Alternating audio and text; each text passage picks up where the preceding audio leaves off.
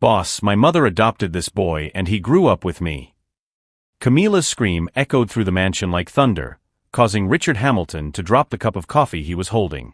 The 29-year-old maid stood before the giant portrait in the main room, the cleaning cloth fallen at her feet, trembling as if she had seen a ghost. The check crystal vase shattered on the Italian marble, scattering shards and coffee everywhere. Richard looked at the $1,000 wreckage on the floor, then at Camila, who was pointing at the painting with a trembling finger, tears streaming down her face. "Have you gone mad?" Richard exploded, the vein in his forehead throbbing. "What kind of nonsense is this? And now you owe me $300 for the vase." But Camila wasn't listening. Her eyes remained fixed on the portrait of a young blonde man in an elegant suit, smiling with that same shy smile she had known since childhood. David. Her David. The boy her mother, Donna Rosa, had taken in when he showed up lost and frightened in the neighborhood at the age of 7. "David Hamilton," she whispered, reading the gold plaque beneath the picture. "Your son is the David who lived with us for 5 years." Richard turned white as a sheet.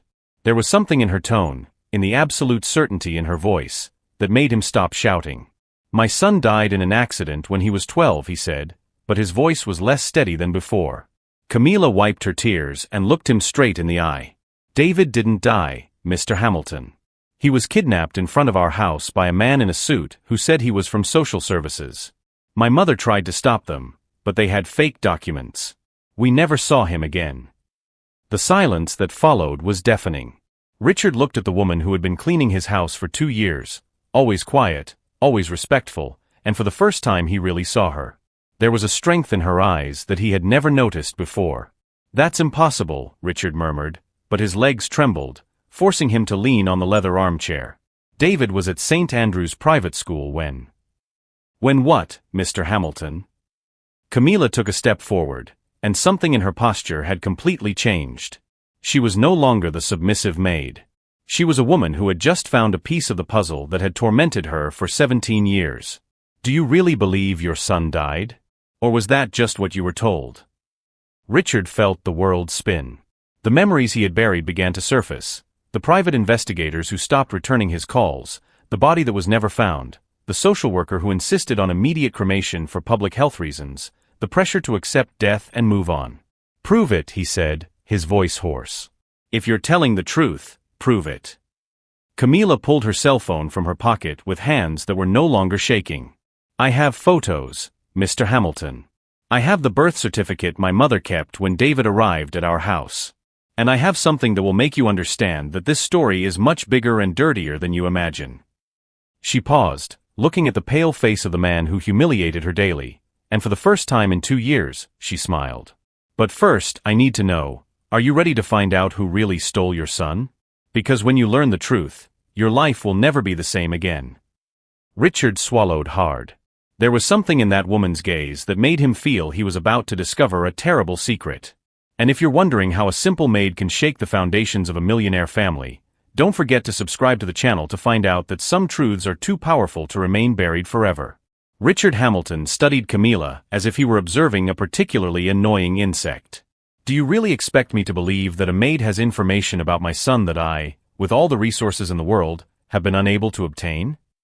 He walked over to the crystal bar, pouring himself a $100 bottle of whiskey, without offering her anything. "You know what the problem is with you people? Always making up stories to make yourselves important. David Hamilton attended the best private school in town, had private tutors, lived in circles you can't even dream of knowing." Camila remained motionless, watching his every move. "David was just a scared kid who showed up in our neighborhood on a Sunday crying, with expensive clothes torn and no memory of how he got there." "That's a lie." Richard slammed his glass down on the table. "My son would never be in a neighborhood like where you live." "Of course not, Mr. Hamilton." Camila's voice was dangerously calm. "Because you don't even know where I live, do you? You don't even know that I've been working here for 2 years, cleaning this house every day. To you, I'm invisible." Richard rolled his eyes. "Don't be dramatic. I pay your salary, I offer you honest work. You pay me $300 a week to clean a 15-room mansion, working from 6 in the morning until 8 at night, 6 days a week." Camila took a step forward, and for the first time Richard noticed that she didn't look away. That's about $2 an hour. Well below minimum wage. If you don't like the conditions, you can look for another job. He shrugged, sitting back down in the leather armchair. There are hundreds of people who would kill for an opportunity like this. Camilla smiled, but there was no warmth in that smile. You're right, Mr. Hamilton. There are thousands of people desperate enough to accept being exploited. But none of them have what I have. And what would that be? Richard asked, clearly bored. The truth about what really happened to David. Richard tensed. David died in an accident at school. I have the official documents, the death certificate. You have papers that were given to you by people who wanted you to believe that. Camilla pulled up a chair and sat down without being invited, an act of disrespect that made Richard stiffen. But you never saw the body, did you? The silence that followed was answer enough. My mother, Donna Rosa, was a nanny in the wealthy neighborhood before David appeared. Camilla continued, ignoring Richard's increasingly pale expression. She knew the families, knew their secrets, the shameful things that needed to be buried. What secrets? Richard tried to maintain his tone of superiority, but his voice faltered slightly. Do you really want to know?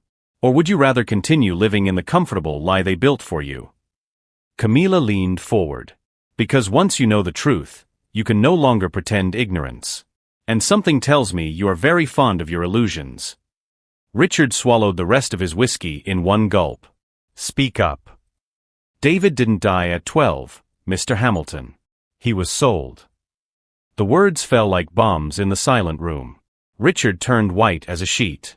Sold to whom? He whispered. To a wealthy family in another state, who paid well to have a blonde, blue-eyed, well-educated son with no ties to the past. Camilla paused, watching the horror grow on his face. My mother overheard the conversation. The fake social worker who came to our house was the same one who visited you in the hospital after the accident. Dr. Patricia Kellerman. She worked for a child trafficking ring specializing in upper-class families. Richard dropped the glass, which shattered on the floor. That's impossible. Impossible would be a maid investigating this for 17 years, gathering evidence, documents, recordings. Camilla smiled again, and this time there was something predatory about that smile. But you don't know anything about what I'm capable of, do you? Richard tried to stand up, but his legs wouldn't respond. You're lying. You want money, is that it? Money? Camilla laughed, a humorless sound. Mr. Hamilton, when you discover the whole truth, you'll realize that money is the least of your worries. Because if David was sold, who organized the sale? Who benefited? And why were you kept alive to sign the custody transfer papers? The last words hit Richard like gunshots. Memories he had suppressed began to surface. Pressure to sign documents for David's sake, meetings with social workers he had never met before, questions about life insurance and wills. My God, he muttered, the truth beginning to take shape. They needed me alive to legitimize the sale, Camilla finished. An orphan is worth less on the black market than a child officially transferred with legal documentation, even if it's fraudulent. Richard looked at her with new eyes. She was no longer the invisible maid. She was a woman who had devoted nearly 2 decades of her life to tracking down a conspiracy that destroyed 2 families. Why? He asked, his voice breaking. Why would you do that?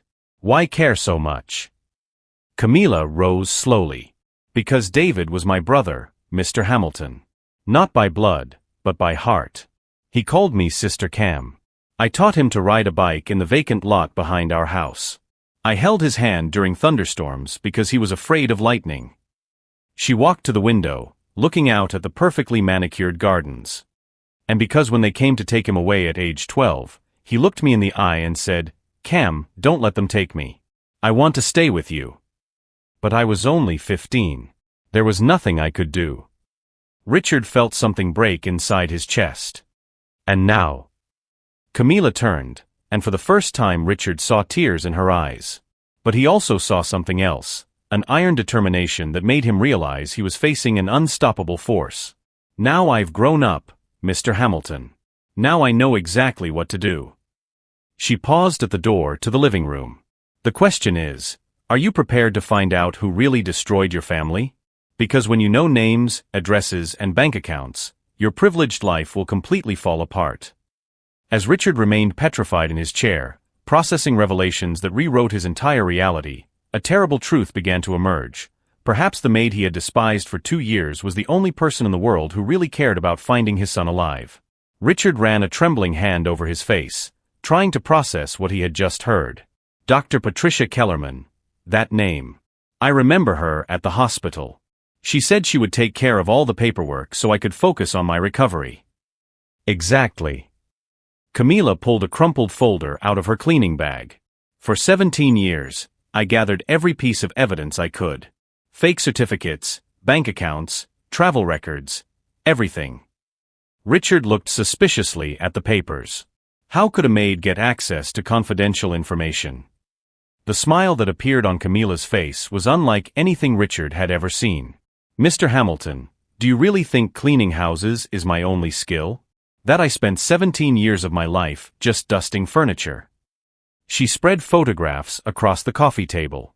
Images of bank accounts, credit card statements, property records. I have 2 degrees, Mr. Hamilton. Computer science and criminal investigation.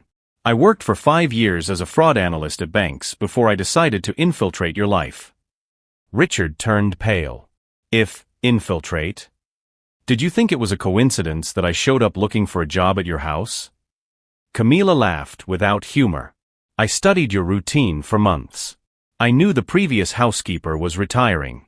I knew you prefer to hire discreet people who don't ask too many questions. I manipulated every detail to be exactly where I needed to be. The revelation hit Richard like a punch in the stomach. You lied about everything? Not about David. Not about my love for him. Not about being raised by Dona Rosa. Camila's eyes glistened with restrained tears. But about passively accepting being humiliated for 2 years while I investigated who destroyed my family? Yes, I lied about that. Richard staggered to his feet and walked to the window. What else did you find out? Dr. Patricia Kellerman didn't work alone. Camila turned over one of the photos, revealing a bank document. She received regular payments from an offshore account linked to the Hartwell Corporation. Do you know who the CEO of Hartwell is, Mr. Hamilton? The name echoed in Richard's head like a funeral bell. James Hartwell. My business partner for 20 years. Your partner who always wanted to buy your share of the company for a fraction of its real value. Camila placed another photo on the table.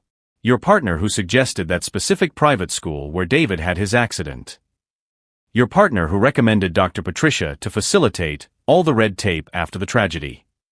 Richard felt his legs give way, having to lean on the windowsill. James. James was with me at the funeral. He cried with me. He offered me a shoulder to cry on when you signed the papers transferring your shares in the company for a pittance because you were emotionally unstable to make business decisions, Camila added coldly. $20 million in shares sold for $2 million. A bargain, don't you think? Camila's phone rang. She answered it quickly. Marcus? Yes, I'm with him now. You can come. Who's Marcus? Richard asked, turning around. Marcus Henderson, investigative journalist for the Washington Tribune. Camila put her phone away. He's also been my fiancé for 3 years. He's been investigating the child trafficking ring that sold David while I've been investigating the financial side. The front door opened. A black man in his mid-30s entered carrying a backpack full of equipment. Tall, elegant, with a presence that commanded immediate respect. Richard Hamilton, Marcus greeted him formally, extending his hand. I imagine Camila has told you about our investigation. Richard shook his hand mechanically, still processing. You've been working together for how long? 6 years, Marcus replied, placing the backpack on the table. Ever since Camila discovered the connection between David's disappearance and an international child trafficking ring for wealthy families. International. Richard whispered. Marcus opened the backpack, revealing professional recording equipment.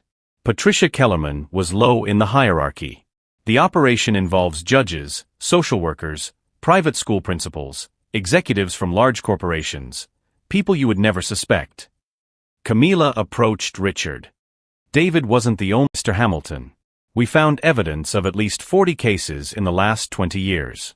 Children from broken homes, orphans, boys and girls who simply disappeared from the system. And they all ended up with wealthy families willing to pay between $500,000 and $2 million for a child with no past, no relatives who would ask questions, Marcus added, connecting a discreet microphone. Richard slumped heavily into the armchair. What do you want from me? Justice, Camilla replied simply. And your help in taking down the entire network. Marcus activated the equipment. James Hartwell is organizing an auction this week. Not for art or classic cars. For children. 10 boys and girls between the ages of 6 and 12 will be auctioned to pre-selected families. How do you know this? Richard asked, horrified. Because I infiltrated his circle 2 years ago, Camilla revealed. Using a false identity, I presented myself as a representative of a wealthy European family interested in quick and discreet adoption. James believed wholeheartedly that I was just another client willing to pay well for a child without red tape. Marcus showed a recording on his tablet. We have hours of recorded conversations. James confessing details of the operation, mentioning you as the idiot who paid for his own losses, discussing how to expand the business to other countries. Richard watched excerpts from the recording, seeing his supposed friend of 20 years laughing as he described how he had manipulated his pain to make millions. That son of a bitch. The auction is tomorrow night, Camilla said, looking him straight in the eye. In an isolated mansion 2 hours from the city. We have a unique opportunity to catch the entire operation in action, with buyers, sellers, and the children as living evidence. But we need someone with credibility to get in there, Marcus explained. Someone James Hartwell trusts completely. Someone he would never suspect of working against him. Richard understood immediately. You want me to go to the auction? We want you to help save 10 children who are about to have their lives stolen, Camilla corrected. Just as David's life was stolen. Just as our family was destroyed. The silence that followed was heavy. Richard looked at these two people who had dedicated years of their lives to seeking a justice he had never had the courage to seek. If I do this, he said finally, if I help you, is there a chance we'll find David? Camilla and Marcus exchanged a meaningful glance. Mr. Hamilton, Camilla said softly, there's something about David we haven't told you yet. Something you need to know before you decide if you're really ready for the whole truth. Richard felt his heart race. What is it? Marcus paused the recording he was making. Perhaps it would be best to sit down again to hear this. As Richard braced himself for a revelation that would clearly change everything, one question hung in the air. After 17 years of carefully constructed lies, could the truth about David be even more shocking than everything he had already discovered? David is alive, Camilla said, watching Richard turn completely pale. Not just alive. He's in tomorrow's auction. The world stopped. Richard felt as if he had been punched in the stomach. What? Marcus turned the tablet, showing a surveillance photo. A tall, blond young man with piercing blue eyes was being escorted by security guards into a black van. Even at 29, the features were unmistakably the same as in the portrait at the mansion. David Hamilton, now known as Premium Product 001 in James's catalogs, Marcus explained coldly. He's the centerpiece of tomorrow's auction. A second chance for a family who lost a child in an accident. Richard couldn't form words. Tears streamed down his face as he tried to process it. But how? Where has he been all these years? With a wealthy family in Chicago who paid $2 million for him when he was 12, Camilla replied, making no attempt to soften the cruelty of the truth. They raised him as an only child, gave him an elite education, but when they discovered he was questioning his own identity, investigating his past. They returned him, Marcus finished. As if he were a defective product. 6 months ago, David began searching for information about his biological family. The buying family panicked and contacted James Hartwell to solve the problem. Richard sank further into his chair, devastated. My son spent 17 years believing he had another family, and now he's being prepared to be sold again, Camilla said, holding his hands. But this time, we'll be the ones buying him. Richard looked confused. How? Marcus smiled for the first time in the conversation.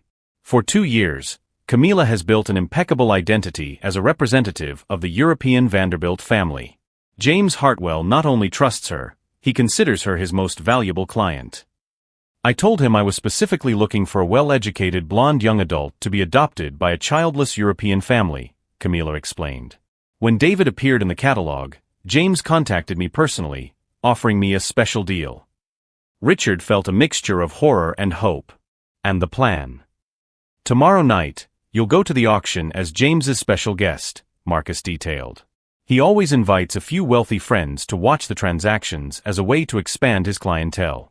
You've received invitations before, but you've always declined. This time you accept, Camilla continued. Say you're finally ready to move on from the past, and might consider a new adoption. James will be thrilled. Richard nodded, beginning to understand. And during the auction? Marcus showed him state-of-the-art recording equipment. You'll be wearing discreet microphones and cameras. Every word, every transaction will be recorded in high definition. Camilla will make the winning bid for David, but that will only be the beginning. The FBI is already aware of the operation, Camilla revealed. They just need conclusive evidence to arrest the entire network simultaneously. When James accepts my payment for David and hands over the fake transfer documents, we'll have everything we need. Richard took a deep breath. What if something goes wrong? What if they find out who you really are? That's why you're here, Marcus said. James trusts you completely. If anything seems strange, your presence will validate everything. He'll never suspect a trap with you by his side. Camilla's phone rang. She answered it quickly. Detective Morrison? Yes, he agreed. Perfect. We'll be ready. Who was that? Richard asked. The FBI. They confirmed they've located the other 10 children who will be auctioned tomorrow, Marcus reported. They're being held in a warehouse 15 minutes from the mansion where the auction will take place. Camilla stood up and walked to the window. Mr. Hamilton, I need you to understand something. Tomorrow night isn't just about saving David. It's about taking down a network that has destroyed hundreds of families over the past 20 years. How many people are involved? Richard asked. Marcus consulted his files. 17 people confirmed so far.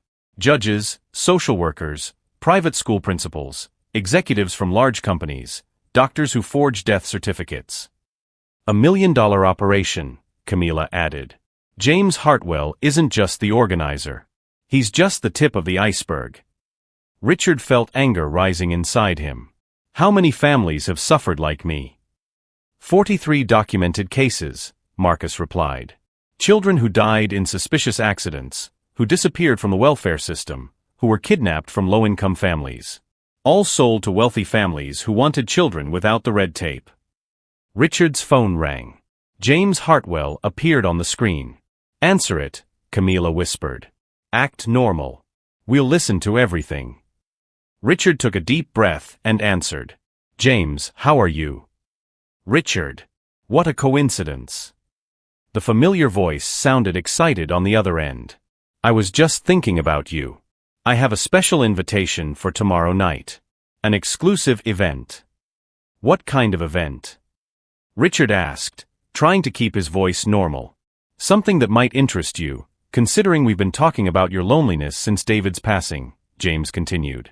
An opportunity to, how can I put it, expand your family discreetly and efficiently.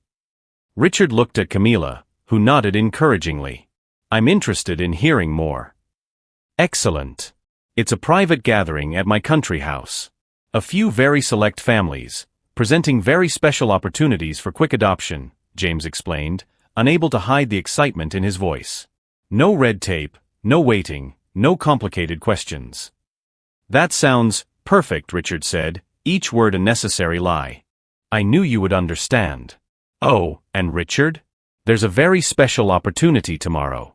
A young man with an excellent education, impeccable appearance, interesting background. He immediately reminded me of David when he was a teenager. Richard felt his heart race, but kept his voice steady. Sounds promising. Then it's confirmed. Tomorrow at 8, my country house. Wear something elegant but discreet. And Richard? Bring money. Lots of money. James hung up. Richard remained holding the phone, processing the conversation. He really said the young man reminds him of David as a teenager? Richard whispered. It's worse than that, Camila replied, showing old messages on her phone. For months James has been sending me photos of David, saying he would be perfect for my European client. He knows exactly who he's selling. Marcus set up the final equipment. Tomorrow at 6 o'clock, you'll be fully equipped with cameras and microphones. At 7:30, Camila will arrive at the mansion as a Vanderbilt representative. At 8 o'clock, you will arrive as a special guest. And at 10:00, Camila added, when the FBI raids that mansion, James Hartwell will be arrested along with all his clients, buyers, and accomplices. 17 people who turned human suffering into profit. Richard stood up, feeling a determination he hadn't felt in years. And David? What happens to him? Camila smiled genuinely for the first time. David goes home, Mr. Hamilton. To his home. To the family that never stopped loving him, even without knowing he was alive. Marcus put away the equipment. There's something else you need to know about tomorrow. When James presents David for auction, you'll have to pretend you don't recognize him. It will be the hardest thing you've ever done in your life. But it will be the last lie you'll ever have to tell, Camila added softly.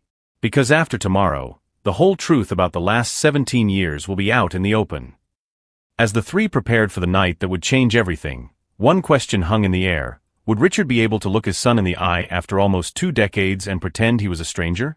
Because sometimes, to save those we love, we must first pretend we don't know them, even when our hearts are breaking to see, finally, that they are alive and right there in front of us. The operation was executed with surgical precision. At 10:17 p.m., as James Hartwell handed David's forged documents to Camila, saying, "Congratulations on your acquisition, Mrs. Vanderbilt," dozens of FBI agents stormed the mansion. FBI. Hands up. This operation is over. Panic was instantaneous. Millionaire buyers ran in all directions, trying to escape.